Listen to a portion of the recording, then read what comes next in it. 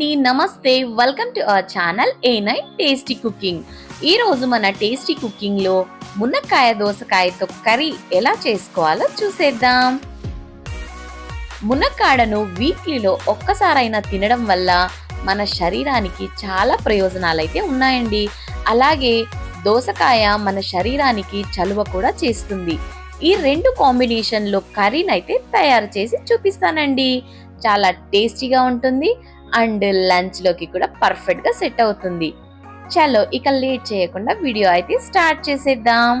ముందుగా ఒక దోసకాయను తీసుకొని పైన చెక్కు తీసేసి ఇలా చిన్న చిన్న ముక్కలుగా అయితే కట్ చేసుకుని పక్కన పెట్టుకోవాలి. దోసకాయలు కొన్ని చేదుగా ఉంటాయి కాబట్టి స్టార్టింగ్ లోనే ఒక ముక్క నోట్లో వేసుకొని చూస్తే చేదు ఉన్నది లేనిది తెలిసిపోతుంది. చూడకుండా వేస్తే కర్రీ మొత్తం చేదైపోతుందండి.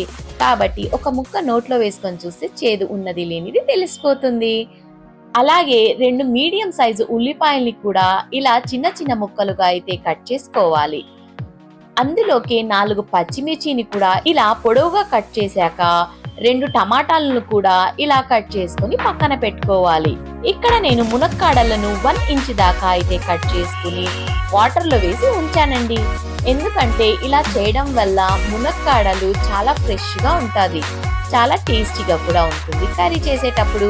ఇప్పుడు స్టవ్ ఆన్ చేసి ఒక కడాయి పెట్టి 2 టేబుల్ స్పూన్ ఆయిల్ వేసి ఆయిల్ కొద్దిగా హీట్ అయ్యాక 1 టేబుల్ స్పూన్ జీలకర్ర, 1/2 టేబుల్ స్పూన్ ఆవాలు, శనగపప్పును కూడా వేసి కొద్దిగా చిటపటలాడాక 2 ఎండుమిర్చిని ఇలా తుంచుకొని వేసుకోవాలి. అందులోకే కట్ చేసి పెట్టుకున్న పచ్చిమిర్చిని కూడా వేసి కొద్దిగా వేగాక ముందుగా కట్ చేసి పెట్టుకున్న ఉల్లిపాయల్ని కూడా వేసి అది కూడా వేగాక 2 రెమ్మల కరేపాకును కూడా వేసి ఒకసారి బాగా కలుపుకున్నాక 4 వెల్లుల్ని కూడా ఇలా కచ్చా పచ్చగా దంచుకొని వేసుకోవాలి.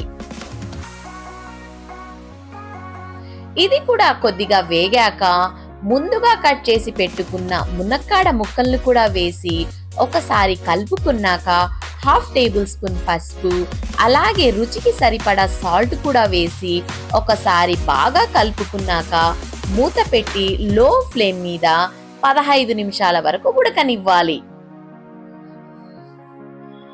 15 నిమిషాల తర్వాత మూత తెరిచి చూస్తే మునక్కాడ ముక్కలు 80% వరకు మెత్తబడి ఉంటాయండి.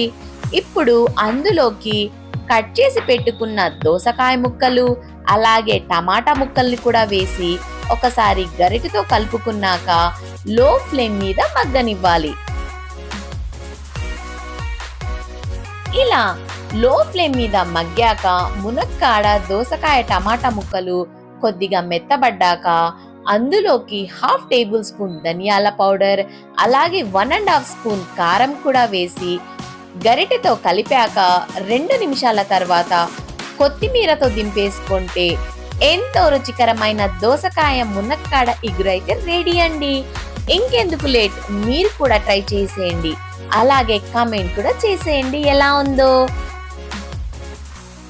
మీకు కనుక ఈ వీడియో నచ్చినట్లయితే లైక్ చేయండి, షేర్ చేయండి, కామెంట్ చేయండి. మరిన్ని ఇలాంటి ఈజీ అండ్ టేస్టీ వంటల కోసం మన A9 టేస్టీ కుకింగ్ ఛానల్ అయితే సబ్స్క్రైబ్ చేసుకోండి ప్లీజ్. Thanks for watching.